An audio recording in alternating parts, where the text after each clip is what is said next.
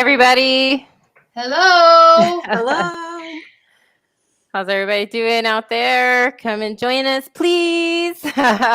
So, I want to welcome our guest co-host Tina. Thank you for coming on and joining the Ladies Takeover show. Thank you for going in for us with Thank you Janae so out much. tonight. Okay, You're welcome, she's guys. out due to work. We know how that goes, right? So, Janae, I get it. I've had to do multiple overtimes and had to stay at work often. So I get it. So I hope you get home to your family and rest up. But we've got Tina here to help us out tonight. Yeah. And do you Thank like to for say, inviting Tina? me. I was just going to say thank you for inviting me. I appreciate it. You're It'll be a lot of welcome. fun. I think we got a good show today and I some think good so too. topics. I think so too. All right. So moving on to some somber things before we kind of, go on to the show. I wanted to say rest in peace to Judy Coughlin, who is the wife of Tom Coughlin, and my condolences to the Coughlin family, to Tom, who was a devoted husband and really took that to heart in sickness and in health, because he really was there when she really had her heavy in her illness. And again, condolences to their children and everybody in the Coughlin family. We've also, sadly, today we heard Hall of Famer punter Ray Guy also has passed away at the age of 73. So again, rest in peace and condolences to his loved ones. And last year we covered Judy Coughlin and Tom Coughlin's foundation as one of our causes. So it hits a little closer to us ladies, knowing we've covered them and their foundation, and knowing everything that the family has gone through. And so my condolences to both families, and I'm really sad whenever we lose someone. So again, just kind of taking a moment because, yeah, he was considered the greatest punter to ever live. Remember, punters don't really make it into the Hall of Fame almost ever. So when you do, you got to be basically one of the best. So, yeah. Yep. Okay, and so moving on to one of our long segments that everybody is a fan of, and we are going to move on to women in the NFL. But before we do, quick little video. I'm all about women empowerment. I mean, it's one of the things that I talked about when bringing this topic into this group. I really respect women and their roles, and I think a woman's place can be in the NFL. And yes, I do. All right, and today we are going to discuss Dawn Aponte. Kate, go ahead and tell us a little bit about Dawn. She's the chief administrator of football operations for the NFL. She is an American football executive, an accountant, and attorney, so she wears many different hats. She was born in 1971. She is the chief administrator of football operations for the National Football League, having served in that position since June of 2017. Aponte grew up on Staten Island, New York, and attended Notre Dame Academy. She went on to the University of Delaware and graduated in 1993 with a bachelor's degree in accounting. While enrolled at Delaware, she interned with the New York Jets. So early on in her professional career and at school, she was already interested in a career with the NFL. She was an intern for the New York Jets as an accountant and took a full-time position in 1994. She graduated from Wagner College in 1999 with a MBA degree in finance and management, and received a Juris Doctor from New York Law School. In February 2003 and May 2001, the Jets promoted her to salary cap analyst and pro personnel assistant. So she's worn many different hats in the NFL with different organizations. She was promoted to manager of football administration in June 2003. While with the Jets, she was mentored by Mike Tannenbaum, Bill Parcells, and Bill Belichick. So she's worked under some of the greatest coaches and greatest minds in the game. Aponte became the vice president of labor finance for National Football League's Management Council in 2006 and stayed in that position for 3 years. She then went on to be the vice president of football administration and top contract negotiator for the Cleveland Browns in 2009. She resigned from that position to become the senior vice president of football operations for the Miami Dolphins in February 2010. She was promoted then to executive vice president of football administration in 2012 and worked with general manager Jeff Ireland on player contract negotiations until 2014. She began reporting to general manager Dennis Hickey. When she was hired in January 2014. In 2014, she was one of 2 female vice presidents of NFL teams, along with Katie Blackburn of the Cincinnati Bengals. I covered Katie last year, so it's pretty neat to see that we've covered 2 of the highest ranked officials as female vice presidents in the NFL. Mike Tannenbaum was then promoted to executive vice president of football operations of the Dolphins in February 2015, and Aponte started reporting directly to owner Stephen M. Ross. She left the Dolphins because of Stephen Ross in September 2016 to become a business development executive at his RSE Ventures, a private investment firm. Then she was hired by the NFL League office to become their chief administrator of football operations in June 2017. She then became the highest ranked woman in NFL football operations with this appointment. So I am very pleased to say that women can do all things and everything, like I said, in the NFL. On the 3rd day of televised 2020 NFL draft, she and NFL executive Dave Jardy replaced Commissioner Roger Goodell in announcing draft picks from their homes during the COVID pandemic. She continued announcing selections during the 2021 NFL draft, which it's very rare and very unlikely that women will do any kind of draft picks. So the fact that Roger Goodell gave her that opportunity in 2 different drafts says they think a lot of her in the NFL. Personal information about her: she's married with 4 children. She was a guest speaker at the NFL Career Development Symposium in May 2013. She was named to the USA Football Board of Directors on October 17th, 2013, and in March 2016, she spoke at the NFL Women's Career Symposium. So not only do they do these symposiums as like male and female, but I think it's pretty amazing that they also do these women's symposiums. And little did anyone know that Jennifer Garner's character in the 2014 film Draft Day is based on Aponte. So, Cool. so I think it's pretty cool to think that this woman is so dynamic that they used her career and her likeness to portray her in Hollywood, and Jennifer Garner got to play the role of basically Dawn Aponte. So with that said, that she's a pretty amazing woman. She's done a lot. She's been around a lot, and she's been doing it since her college days. So kudos to you, Dawn Aponte, our late woman in the NFL for this week. That's awesome. Honestly, that's cool that she was played by Jennifer Garner. I like her. I do too. So that's awesome. Hey, maybe one day she could be the commissioner, right? If she's climbing the ladder so far, it would be fantastic in my book if there was a female, woman commissioner. Oh, I think it would be too.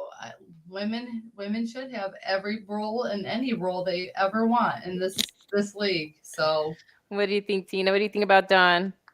I think it's great. I mean, anyone that would ever question what she's done and how she's gotten to where she's got just has to look at her career, like starting with the Jets and keep moving on and up and up and up. So, I mean, anyone who gets a law degree is good in my book. So, Yeah, I agree. I mean, I'm a little biased since I also went to law school. So, but yeah, I think it's great. And I do think she could be the next commissioner. It's just it might take, the NFL still is a bit of a boys club, but you see these women that are pushing against the ceiling and saying, hey, we're just as important to the game as you are. So all for it. Good point. Oh, hello, Nicole. Hello, everybody watching. Thank you for joining us. Thank you. You're awesome too. Ben, hello. And there's a few other, there's a few that say Facebook user, but hello, everybody watching. Hello, Sean. Hello, Nicole. Hello, Ben. Facebook users. Hello to all of you. Hello, Andrew. Thank you for joining us today. Andrew. Hello, my spirit animal. Oh, that's right. The other Commanders fan. Bucks fan. The other Bucks fan Commanders. Oh my gosh. Oh God. Sean would love that.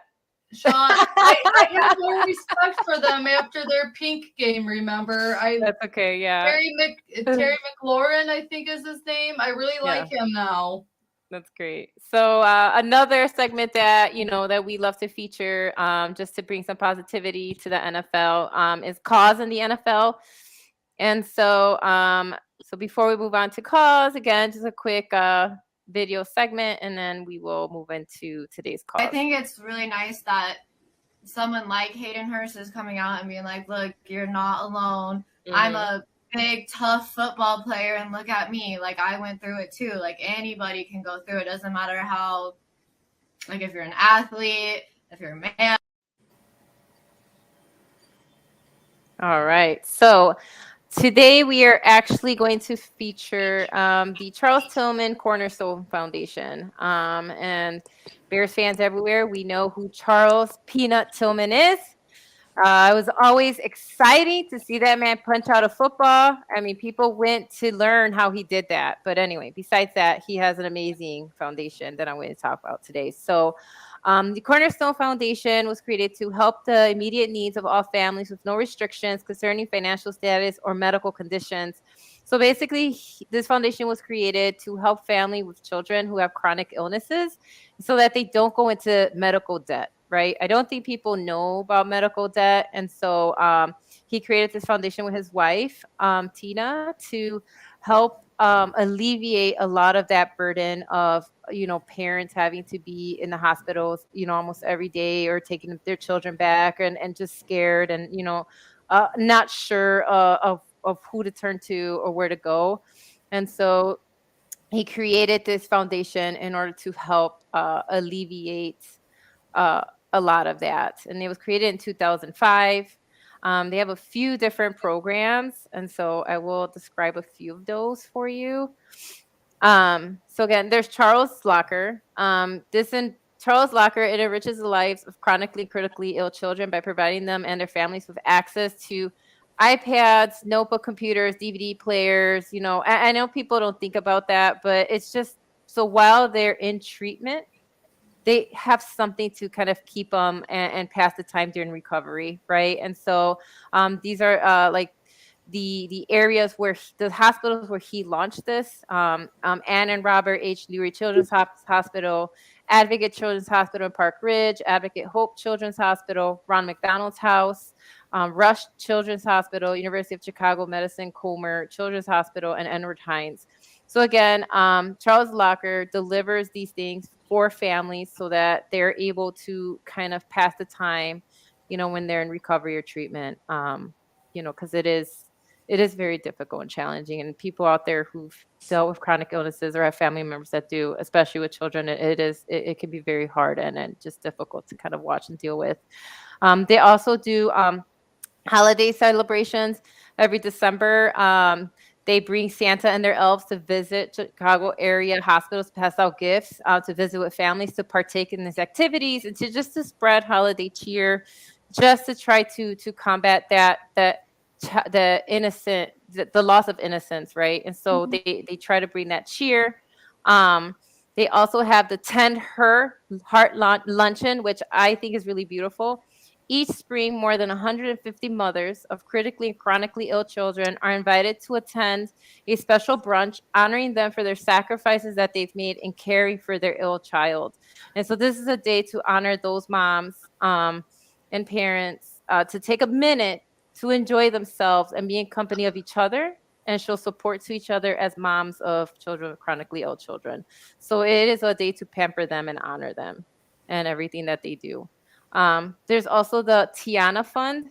This actually provides assistance for economically at-risk persons and families in need, that will strengthen their ability to care for themselves, enhance their stability and security, and improve their quality of life, so that they can actually, pay bills. I don't think people kind of realize that, right? And so while they're caring for their child, they don't go into medical bankruptcy, and that they have some money and some relief to be able to pay those bills and the different things that kind of come that don't stop just because your child got sick, right? So, Right.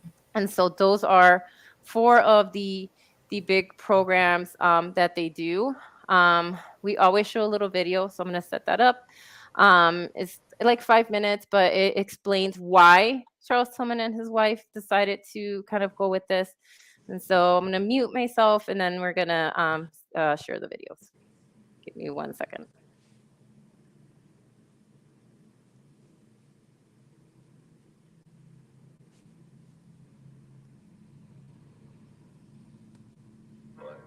I couldn't buy health for my daughter. She was diagnosed with dilated cardiomyopathy. And as a result, I had money, I could buy anything I want, but I couldn't buy health for my daughter. She was diagnosed with dilated cardiomyopathy. And as a result of that, she had to have a heart transplant. I just wanted her to be healthy. I'm Jerry Stackhouse. I spent my off-season traveling around the country meeting with athletes, visiting their local communities and talking about issues that are important to them and affect all of us. I'm here in Chicago, Illinois to meet Charles Tillman. Charles played 12 seasons in the NFL for the Chicago Bears. We're here to discuss an organization he launched in 2005 to help critically and chronically ill children, the Charles Tillman Cornerstone Foundation. Having your daughter almost die twice with some of the best technology in the world, some of the best surgeons, I focus more on helping sick kids and families.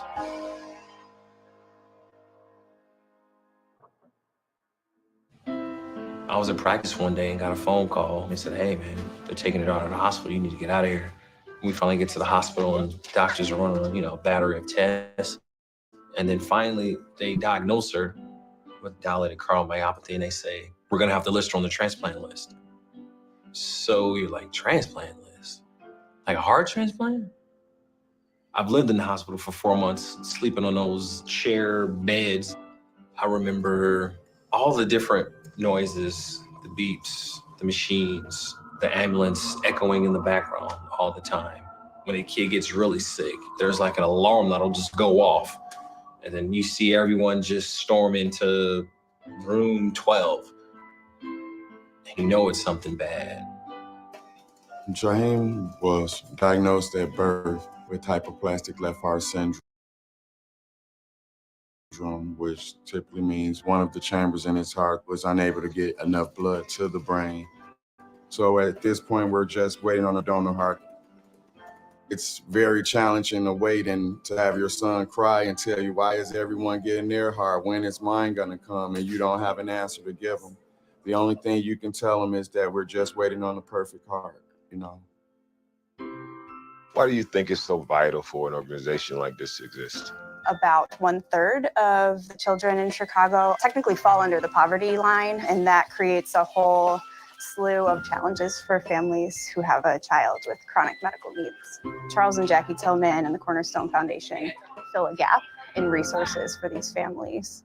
We don't just focus on the sick child, the patient. We try to focus on the family, mortgage, rent, bills, stuff like that. So we have a program called the Tiana Fund, and we give out these micro grants to families It allows them to be present at the hospital while their child is undergoing medical treatment and to not have to worry about taking time off work and being paid for that time.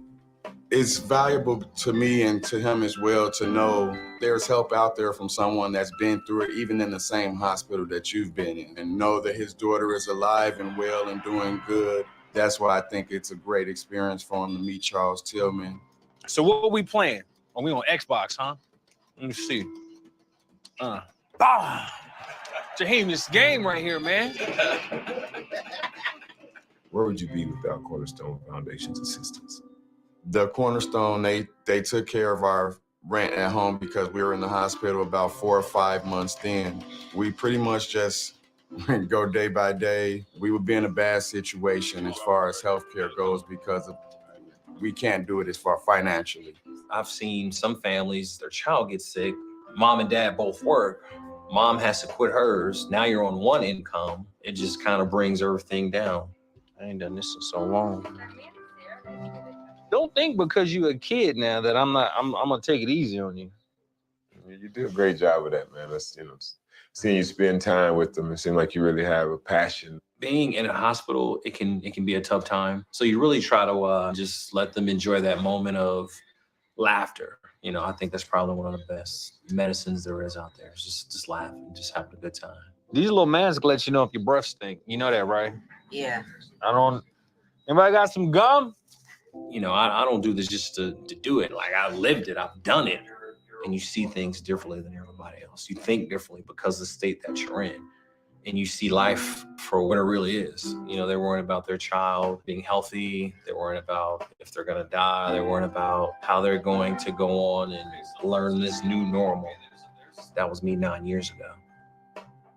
And you don't forget that. During a family emergency, Charles Tillman noticed a problem and came up with a solution. It's heartwarming to see how his Cornerstone Foundation has helped so many children during the most vulnerable stage of their lives. There's hope in Chicago.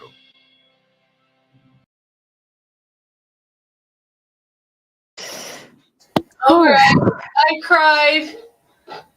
I know that was a hard one. I know. Oh, baby sick with cancer. Oh, I can't do it. It reminds me of St. Jude, and those commercials just wrench at your heart.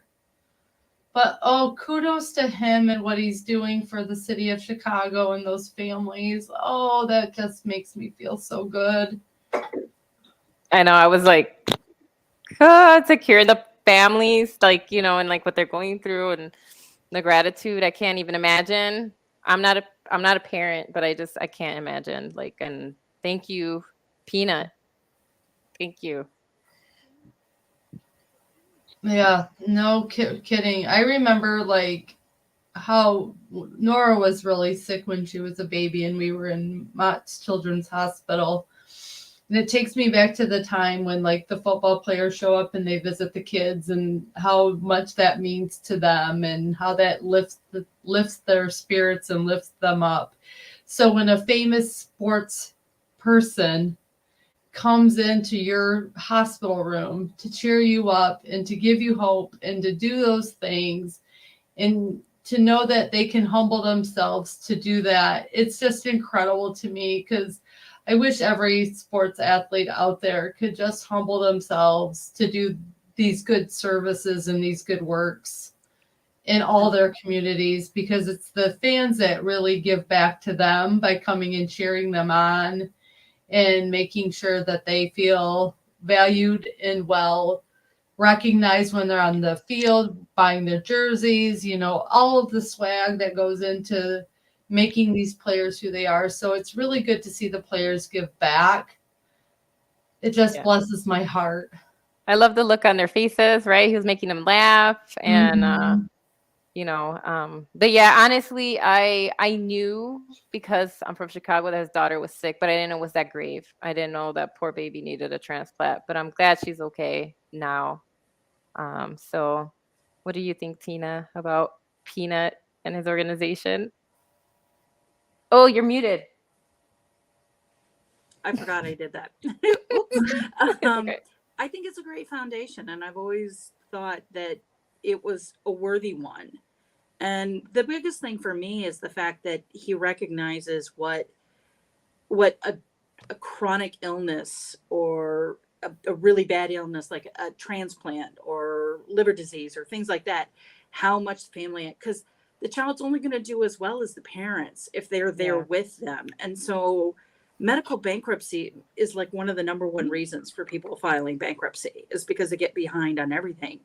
And I think that's just great. I mean, I have a stepmom who's on a liver transplant list, and explaining to family why it takes so long is hard, but trying to explain to a child, Oh, I know that, Dad. Oh, Oh, that was the part that I lost it with the dad saying, we're Oh. just looking for the perfect heart. I know. Oh, Yeah. I know. I was like, oh my gosh. Yeah. So, Yeah. I mean, yeah, it's hard. So it's a phenomenal foundation, and I've given to it in the past, and I'll always give money for something like that. So Yeah, Right. that cause, I agree. That's just okay. all causes So are worthy, but that's they just are. one that kind of hits, because I also had a sister that was born mentally and physically disabled. So my parents, I was in and out of children's hospitals a lot when I was a kid. So Yeah. something like this, just it goes so far Yeah, it and does. helps so many people. My mother went through it with my older brother who passed away actually waiting for a transplant. He was only 27. It's, yeah, I know. It's not as raw as it was, obviously, because it's been decades, but she was in it. She was one of those moms in and out of the hospital.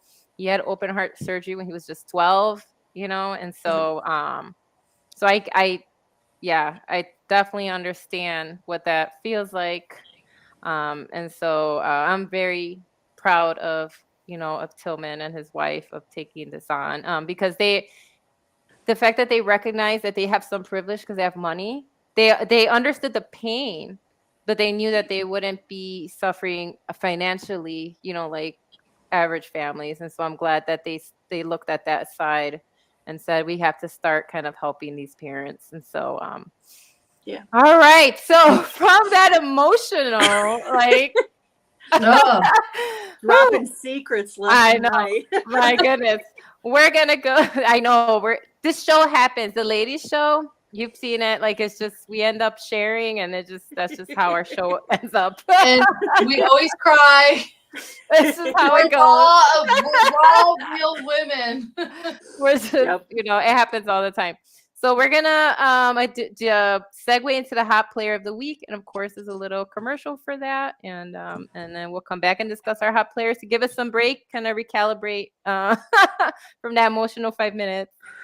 And I just freaking love it. That's why I love this man. He's a big guy. He's just a big, massive piece of magic. And I just freaking love him. Josh Allen is my hot player of the week.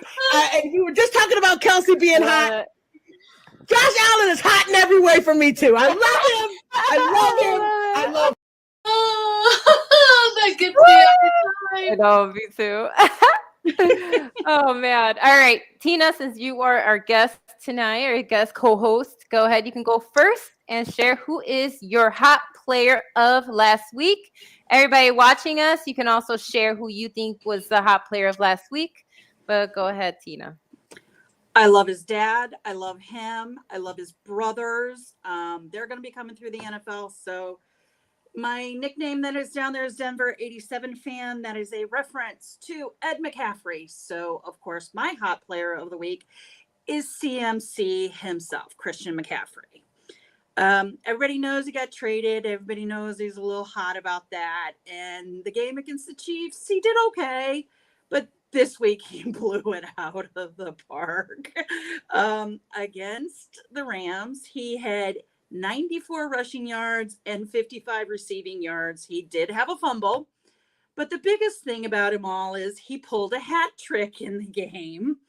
He threw a TD pass to Brandon Ayuk in the second quarter. He then caught a 9-yard TD pass from Garoppolo in the third quarter.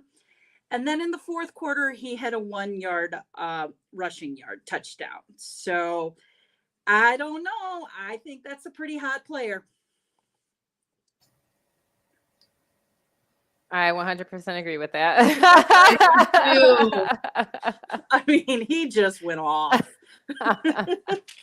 I just couldn't believe how short he was. That first video I saw of him in his 49ers gear, he's a little guy. So to do that much, pretty amazing.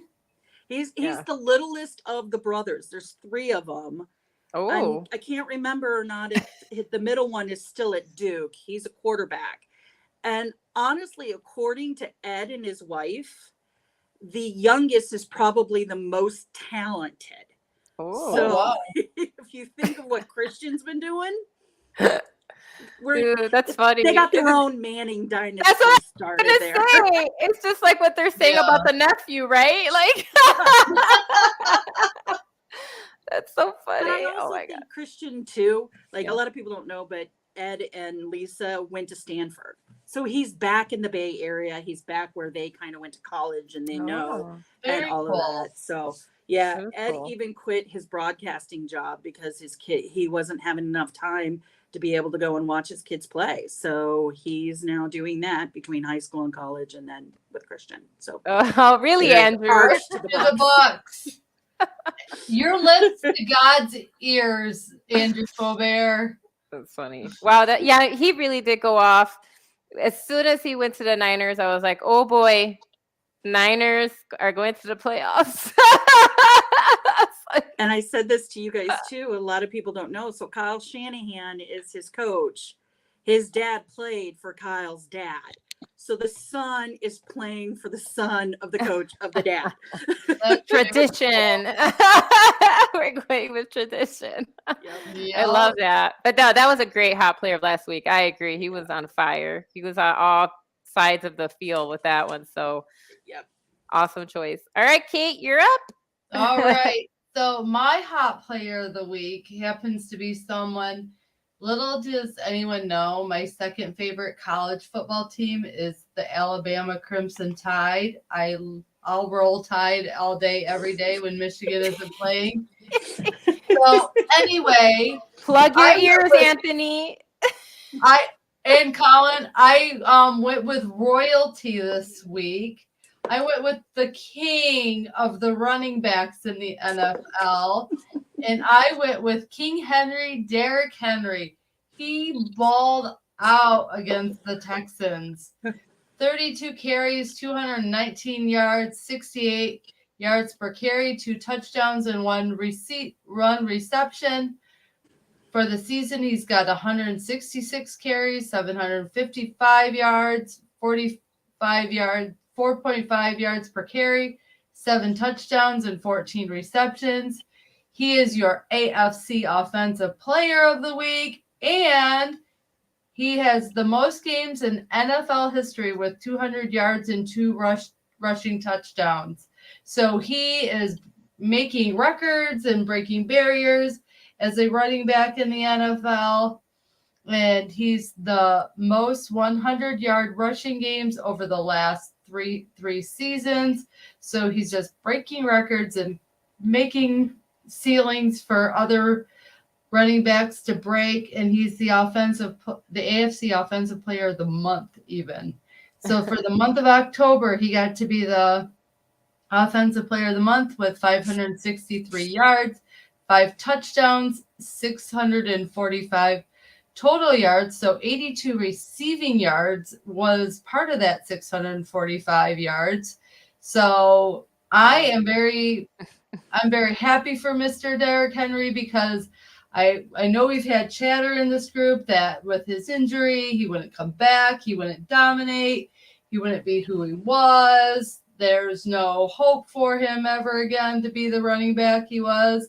I've been in the group chats. I've seen what people have said. I've been in the shows.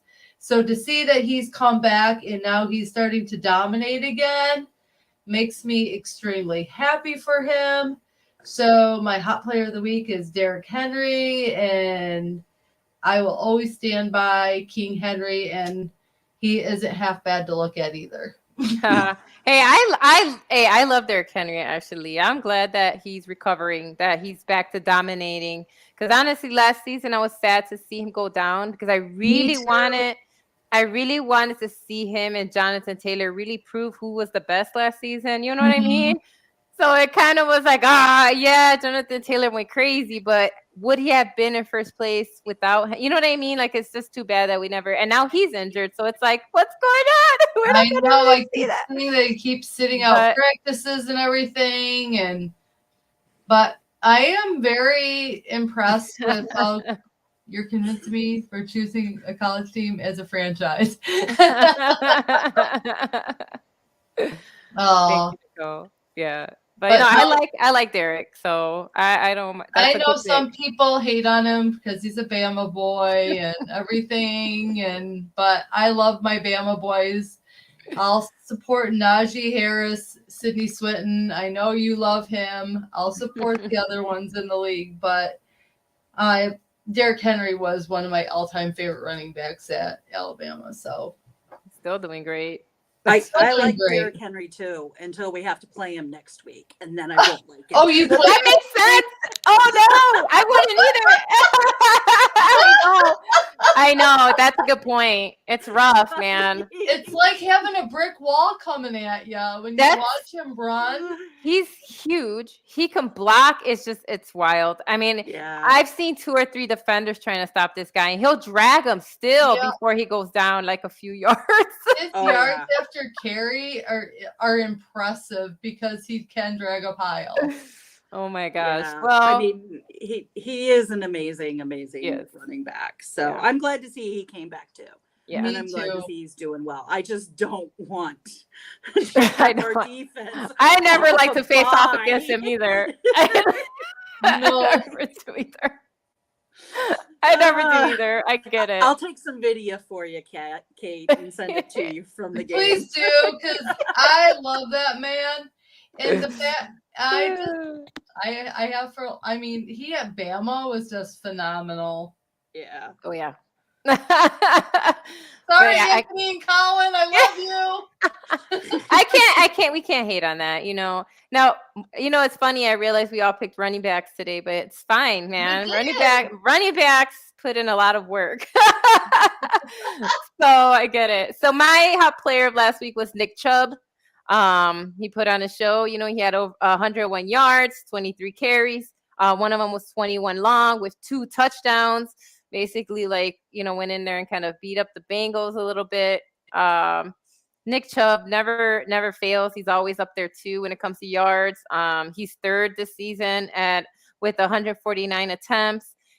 First in yards right now, 141, 10 touchdowns, and he's averaging, you know, 5.6. So again, Nick Chubb's out here doing what he's got to do, and he's a Georgia boy. So see, look at that. Now you're pleasing Anthony and Colin. No, but Nick Chubb's out there too. Like, honestly, like, it's fun. I like watching running backs always compete. I like that. I'm a fan of running backs. And so anytime they're competing and trying to outdo each other is always a fun time. And I think we picked 3 amazing running backs today, actually. Yes, we did. We're just dominating the game. So I can't wait to see what else they do this season. It's gonna be fun because I know we're gonna see a lot of them kind of compete and, you know, see what happens. So all right, so those are our hot players of last week. Hey, in the chats, I see y'all still in there. Go ahead, comment. Who do you think was the best player of last week? Who was your best player of the last week? Let us know.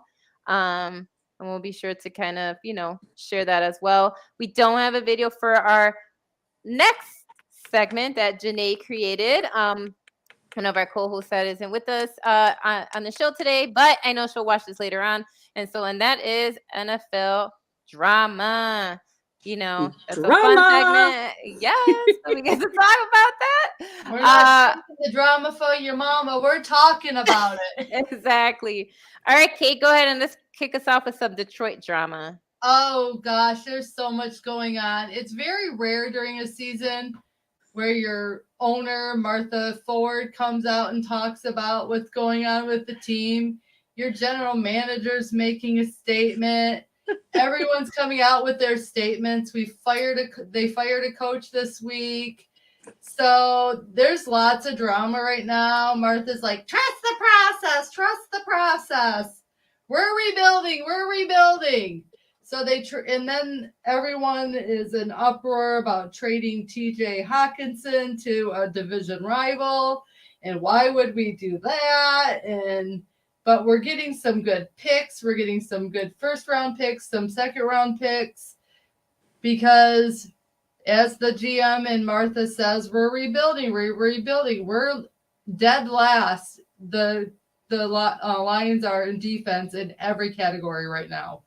We're 32nd in every defensive category. The Lions fans are upset in Detroit. Oh my gosh. Twitter right now with Lions fans are like, just blow it all up. Tear it all down. And I'm like, as if you live in Detroit, we haven't had a good football team. We haven't had a good hockey team in a while. We haven't had a good basketball team. Our baseball team sucks. So there was all this hope, and after doing the big television show on HBO Max and following them, there was all this passion surrounding the team. Hard Knocks thing. Yeah. Yep. Right. There was all this momentum going into the season. Everyone had their faith in Dan Campbell. Now they want his head on a chopping block.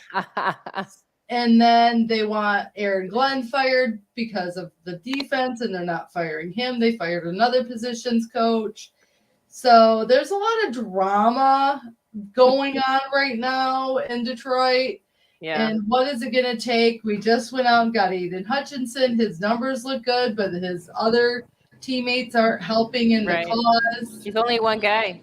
He's only one guy. So all I got to say is hang on tight, Lions fans, because it looks like you're still in for a wild ride of wearing paper bags from grocery stores and wishing your Lions would do something, because they haven't done anything since 1958. I mean, that's a long time. So all of you that go, oh, we haven't won a Super Bowl in 4 years.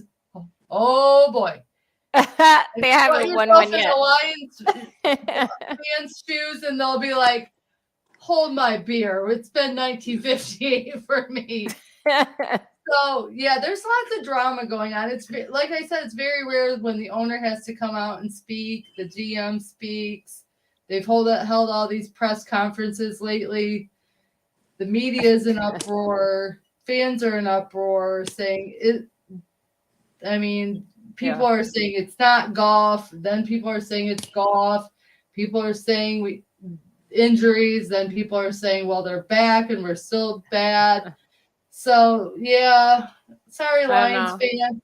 Yeah, sorry. I mean, I hope that they use those picks for the defense, because as I said in the Tuesday show, Willie Anderson, don't be a the offense is not the problem, right? And it's true. We know they could score. So hopefully the money that they're gonna get saved, right, and all these picks. I hope Detroit fans. I hope y'all. I hope they put it to good use. There's new management. We haven't really seen their picks, right? So we're gonna see what Dan Campbell does. So before you fire him, let's see what. Oh, they want him fired as of yesterday. So before that happens, let's see how the new GM and the new coach use your picks before you throw the baby out with the bathwater, as they say. Feel free to comment if you're a Lions fan or have any opinions about the Lions.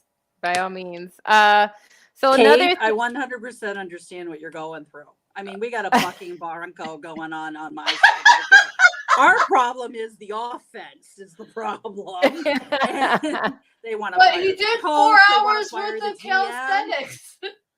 Seemed to work. It's like, according to Twitter, we should, like you said, just burn it all down and just let it go. I mean, Will Kramer says fire Dan Campbell. Oh wow! That didn't give him a chance. Antidote.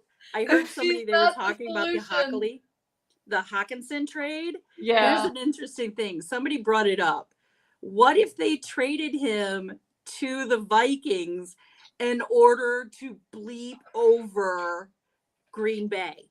Because then they would be sticking to Green Bay. I hope Green Bay just rock. I heard that. I heard those rumors too come around. You know, I've heard those. They're like, what if they just kind of, because they knew they're not going to win a division, Right. and so No. they're like, well, if we give them an amazing tight end, they're definitely going to that's And going they're to gonna let give down us the picks. division. Yeah. Yeah. So Yep. yeah, you're right. I've heard that too. He's not the solution, so go find it. I guess we'll see. Oh, Will, you're on fire tonight. I guess we'll see.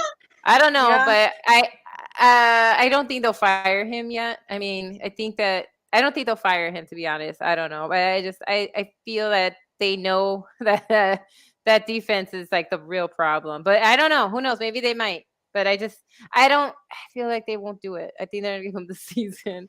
All But, I gotta say is don't let the we'll Matthew see. Patricia experience go on too long before you fire him, because Yeah. 3 years of Matt Patricia was brutal. Right. No. Yeah, I agree. So I guess And we'll now see. we're paying him to be a free coach for Belichick. So there's all Oh, that's right. Not the first time Belichick's done that. Yeah, that's Yo, true. he's done it a few times. Yeah. He's done it to us too. Yeah. Well, I guess we'll see. So, Oh yeah, my God. so other- maybe instead of doing up downs with his team on Hard Knocks, he should have been doing Yeah. more to get his team ready for the season. I don't know. Yeah, I don't know. But okay, so there are a couple more. So as everybody knows or has seen, maybe not. I don't know if you saw Brandon Cook's tweets when when the trade with the Cowboys didn't work out at the final hour. He tweeted, "Don't take a man's kindness for granted. Covered for lies for too long. Those days are done. Crossed the line with playing with my career." Now, that's what he tweeted when the deadline, ended, and he did not go to the Cowboys as I guess he hoped he would. And then he tweeted that, and guess what? He's not playing tonight. Nope. So the Texans are down, one of their best players. And so, yeah. So what do we think about that? What does that even mean? What kind of secrets could he be holding? What do you think, Tita? I think he was trying to play the game and trying to force the Texans to trade him. But I mean, the Texans had a certain value that they wanted for him, and the Cowboys weren't willing to pay it. So based on what they saw in his track record in playing for Houston, that's a typical thing that happens. A lot of players sometimes overinflate their values, and it can be everything from you didn't quite do this, or you're Right. not quite reaching the potential, or we paid you an extension and now you're not doing what you should, to how you conduct yourself off the field. So Right. I'll be the first one to say I want him to start just going off on Twitter because I want to know what he's talking about. I know. I But I don't I know. think he's going to, because Yeah. No. there's a lot of legal repercussions if he starts Right. talking, because Yeah. it'll get bad. But Yeah. that's And what you know happens. best. That's you're a lawyer, so I know you know better. I mean, if he wants to really do something about it, go to the NFL. Talk to Right. the NFL about it. That's where he should be going. But he Right. was trying to force a trade. Right. And sometimes when you do that, it's just not the best thing. It doesn't always go the way you want Yeah. it to go. So Right. And so now he's not playing. And that's the second player. Like we had what's the running back for the Jets also was upset. He was and he wasn't getting any plays now about trading. And now he sat out a few games too. But Kate, you're the one that kind of shared what the Texans were actually asking for. So can you tell everyone, so maybe it's just us, I don't know. Okay, share what they put on the table and why Cowboys and other teams were like, no way. Hold on, let me pull it up. It wasn't it was, I knew you were gonna have me do this. So I don't want to take your facts away. one reason Houston was unable to trade wide receiver Brandon Cooks was because they wanted a second and fourth round picks in return for him. Per sources, no team was willing to trade a second and fourth round pick and assume Cooks $18 million fully guaranteed money for next season. So he wanted guaranteed money. He had guaranteed money on the table, and they wanted second and fourth round picks, and they didn't think Brandon Cooks and his performance for the season were worth giving up all of that. So, yeah, I'm kind of hoping he has like Antonio Brown brain and like decides to not care what anyone thinks and just blast it all on Twitter, because you always want to know the drama behind the drama. When you say there's secrets, you want to know the secrets. Like, what are you hiding from us? Yeah. I mean, the poor Texans, they already are covering Deshaun Watson's butt, and now they have to do this and deal with someone else that wants to leak drama. I'm like, what other drama could there be for the Texans? You already unloaded the biggest drama with Deshaun Watson, and now this. I don't know. What do you think, LPF World? Do you think Brandon Cooks is worth a second, a fourth, and possibly paying him $18 million guaranteed? Are you intrigued by what he might say or isn't saying? Because as Tina, his lawyers or his agent is probably like, you can't say stuff like that. Oh, Nicole, you gotta go get Twitter. It's the best. Oh, the things you find out on it are amazing, and there's no filter. They don't filter much. So yeah, it's a wild ride some days. And then to read the comments, oh, it's great. It's wild. I guess we'll see. I don't know. But I'm glad that we're keeping you in the loop. And then our final drama, man, I don't know if it's drama, more just interesting. Depends who you are, right? So as we've been seeing sent out through different like sports channels and different like sports analysts like Adam Schefter, right? All these different people.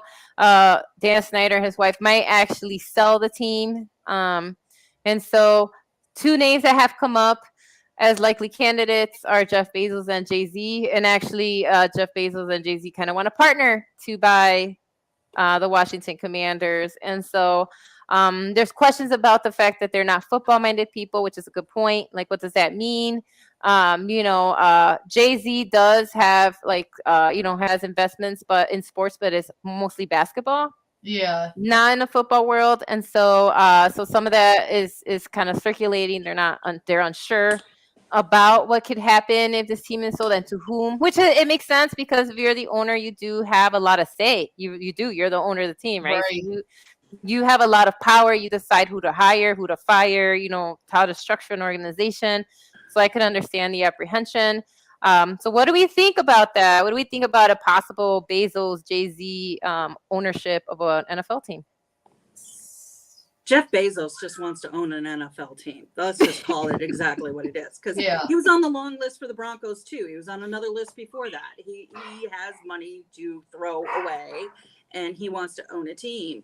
Jay-Z, I think the issue with him is what you kind of brought up, is he owns all of these basketball. He owns the basketball teams. The Nets is the one that sticks in my head the most. Yep. Remember when, I forget what his name is, Mr. Khan ended up buying the Bucks.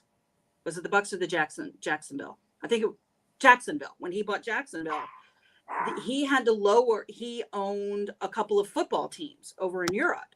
Yeah. So he had to lower the amounts that he owned over there because they were afraid because of how the agreements go. Mm-hmm. He might be able to influence something over there. So you got to think about those things. I think it would be neat. I mean, the Commanders, I remember them from the 80s and the pigskin and the hogs and all of it. And they were fun to watch. I'd like to see them come back again. So they were fun to watch. They really I'm not were a Snyder fan. So no one is. Not even Washington. Are you watching? Will, Sean, anyone from the Commanders? I mean, it would be nice to hear their point of views too. Can I just say the NFL shop is gonna probably be told by Bezos, sorry, I'm only gonna be able to sell Commanders gear from now on Amazon. That's where you're gonna buy all your NFL tickets to come see the Commanders is Amazon. He's gonna make it more of a monopoly kind of team than what it Uh. what it normally is. I could just see him doing something like this. Billionaires buying teams. Oh yeah, that's kind of like a hobby for billionaires. They're uber wealthy and they're like, well, what can I buy next? Right.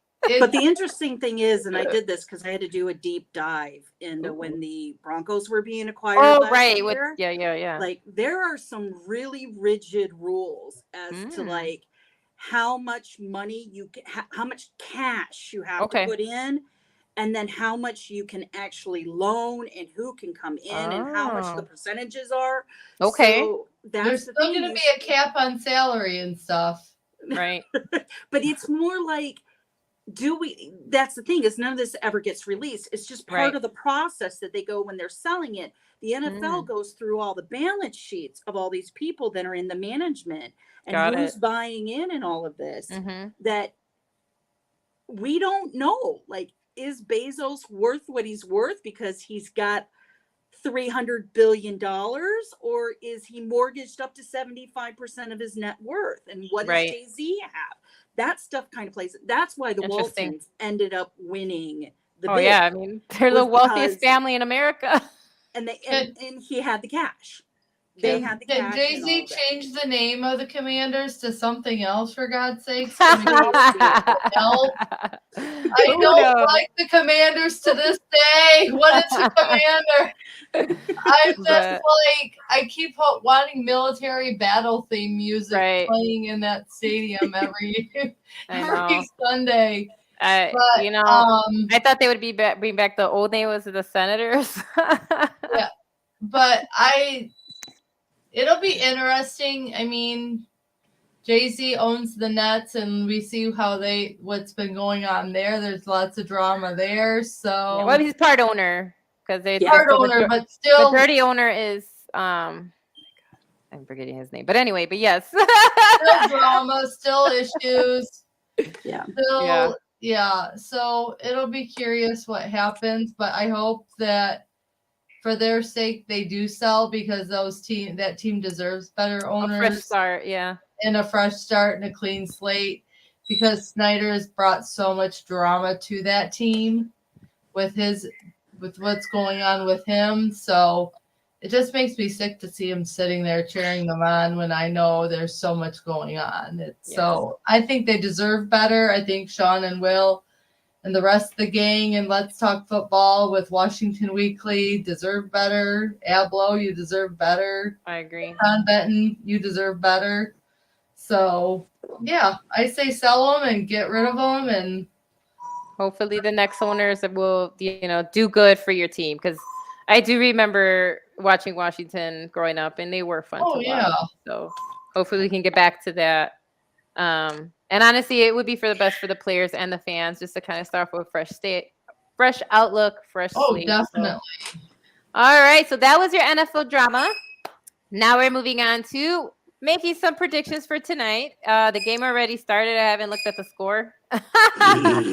So I have no idea who's winning. But we can still talk about the game. It's tied. 7. It's tied. What did I say? Weird stuff happens. So all right. So Tina, what is your prediction? It's tied right now, but it's still early. We know there's a lot of football left. So what are your predictions for tonight's game of Eagles versus Texans? Philly. Texans might put up a fight, but Philly's just gonna roll over them at some point. So unless something crazy happens, which that can always happen in a game in the NFL. So that's my prediction. Eagles. All right, there we go. And Kate? Well, I want the Eagles to win too. I think Jalen Hurts has been doing a phenomenal job at quarterback. And I think they have a really good chance to really have a really great season and go far in the playoffs. I mean, maybe win a Super Bowl. Is that crazy? Ash Swinton, plug your ears. I know how much you hate the Eagles. You're watching. So, I would love to see the Eagles come out, win this game, and I would love to see them go really, really far. So, Eagles it is. All right, let me break the tie. Let me be the the mad person tonight. I'm just gonna roll with the Texans as getting a crazy win today. Maybe some insanity happens, and so I'm just gonna just for fun. I'm gonna go with the Texans and see what happens. Maybe they'll hand the Eagles their first L of the season. We've seen it happen with other teams that we thought were steamroll. You know, we saw it with the Chiefs and the Colts. So I'm gonna roll with the Texans just for fun. So just to break the tie. So we shall see what happens. Is it a tie though? Yeah. So I'm gonna break It's our early. tie. I'm gonna break our tie. So I'm gonna go with the Texans just for a lark, and we'll The see how first that quarter just ended. Yeah.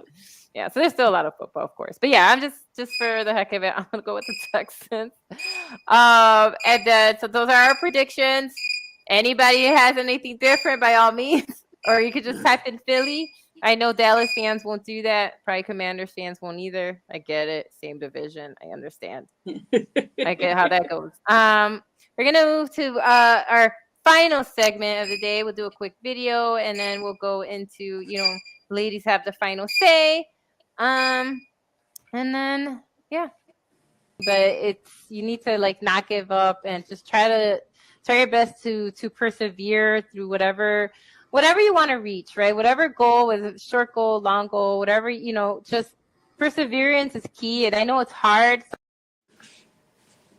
All right. So we're wrapping up our show with ladies have the final say. Go ahead, Tina, anything. And like I said, we can close it with anything. This is a fun segment where we can say whatever we want that's on our mind and in our hearts. I'm just gonna say, whoever you are, whatever you're doing, just be true to yourself. I had a situation that happened this week where I learned that I'm my biggest critic, but I'm also my biggest fan. And you have to be true to who you are, what you believe in, and true to your feelings. And everybody's feelings are valid. So go out, have a good time, do whatever you want, but just be who you are, not what you think people want you to be. I like that.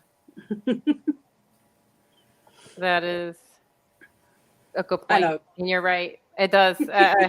I agree with you. I am my biggest critic and my largest fan. It's a dichotomy I struggle with on a daily basis. So that is a good point, though. Like, we do have to do better for us. Yep. Thank you. That's very true. All right, Kate, what is your final say? Mine is just kind of piggybacking off of her too, is be true to yourself and don't give up. Don't give up. If there's a goal you want to reach or there's something you want to do, don't let anyone else tell you can't do it. Don't let the world show their ugly face to you and say, no, Kate Elverson, that's not achievable, or no, Kate Elverson, you can't do that. Or don't let anyone make you feel less than who you really are. And always be true to who you are as far as what you're passionate about, what you love about life, and what you love about what you do with your life and everything else, because the world has enough critics. So just shutting out those critics, shutting out the noise, shutting out anything bad, and just being in your own self to say, I believe this because this is because of A, B, and C, and I'm not going to let anyone tell me I can't believe what I believe.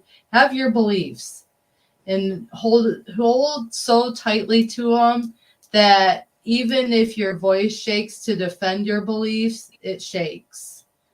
Because this last week I've had to battle with people about my beliefs and why I believe them and everything in everyday life. And it's hard because people want to rattle you, want to shake you, want to break you down, want to make you think that what you believe isn't what you should believe and everything. But like, for instance, at Saturday at the tailgate, I had a lady confront me and about political issues and tried to tell me because I believed something that I wasn't loved, I wasn't gonna be anything in life, and everything else. It was really strange, and I was just like, how dare you tell me that? So anyway, stick to your convictions, stick to your beliefs. Don't ever give up. Don't ever let anyone tell you, the way you believe isn't right. And just be strong, be confident, and be brave to be you. And the rest of the world will follow suit. But don't give up who you are because someone says you can't be. That's true. First of all, boo to that lady who would come up to you at a tailgate and confront you like that. Like, that's just like Perfect. what? Overheard a conversation and she's like, "Oh no, I'm not gonna let you talk like That's that." even worse. Like, what the audacity of some people? I'm sorry. Like, especially when you're having your private conversation. I don't know what's up with God. I'm sorry. This world we're living in, it's in I don't this know. like It sounds like you handled it with poise and grace. I did. Probably a lot better than I would have. And that you should have seen But the amount kudos. of people with like it's going to Michigan Sorry, tailgate you did during that. political season is a nightmare. Right. Because everywhere you walk, there's this billboard with Right, this, there's right. this person For with this. sure. And Yeah. you're like, I'm I'm sorry like, that we're just here to say go blue. We don't care what you're talking about. I know. So I'm sorry that happened. Like, honestly, like the audacity of some people, like, oh God. Especially when it's a perfect stranger, like Tina said, like when you're having a conversation, it's just like, oh Lord. I mean, she was a perfect stranger. I've never met this lady a day in my life. She just overheard me talking. Wow. Someone who, like, we were talking about some issues, and she's like, "Oh no, you're not gonna say that." Wow. All right. Sorry, Okay, but I'm glad. Karen. Yeah. Seriously, exactly, Tina. Exactly. I heard somebody Seriously. say this. If you're going to be a Karen for good, not Yes. a Karen for bad. That's another good point. Seriously, like my final say is embrace your weirdness. I'm wearing an Elvira shirt. I've always loved Elvira and Dolly Parton, and I love how wonderfully gosh and beautiful they both are. They embrace who they are, their weirdness, who they are, their flashiness. They have hearts of gold. So embrace your weirdness, embrace your individuality. Don't let anybody, like, I mean, because we're all kind of touching on that. Like, don't let anybody change who your personality is. Like, push you out of how you feel comfortable. Don't feel peer pressure to change who you are, how you feel, your convictions. There's nothing wrong with being weird. Like, weird is fun. You don't have to fall in line with anything that society is pressuring you to do. But by all means, embrace your inner weirdo. Have fun with it. We've seen that people who have followed their own star, their own guide, have become very successful. So there's nothing wrong with that. So follow your camp, follow your weirdness, and embrace each other. And don't let people force you into a box. Let's start out of that box and be okay with that in yourself. Because I'm sure other people appreciate that about you. Ignore the haters and the Karens, and just kind of, keep good people around you that embrace you for who you are. So that's my final say. You're welcome, Nicole. This always does become a therapy session. And I did forget to say one more thing, if I could add one more Yeah, thing. for sure. You're welcome. I don't care which side you're on, whatever you're doing, vote. Vote if you can vote in the elections. Every vote needs to count. That's it. Thank you, Tina. Good point. Thank you, everybody. That's my pedestal thing is about voting. I like it. And you're right. It's important. Especially if you're a woman, because we fought hard for those rights. Yeah, we did. Yeah, we did. And so as a woman's show, I'm like, women, exercise your right to vote because it took us a lot to get there. Yep. Oh my God. Thank you again. Kate, is always lovely to have you. join me on the lady show. Tina, I'm so happy you came in and you had time because I know you have a Thank busy. you. I know you have a busy Thank life. you. It was so I'm glad that actually you- going back to work. That's what I'm saying. So I appreciate that you took time. I know how to No, be this busy was work great. day. I had a lot of fun, and thank you for Good. inviting me. You're And welcome. I'm sad that Janae had to work late, but it was fun, and It was I'm fun. I'm glad you were here. I'm sure. glad I I'm could jump sure- on. I'm sure we'll see you again. Yeah. And As thank you always, again. ladies. It was a slice, and Yeah. I Thank you, look forward everybody. to this show every week. So Thank you. Thank You're you, welcome. everybody. Thank you, everyone, for Have watching. a good night, everyone. night. Good night.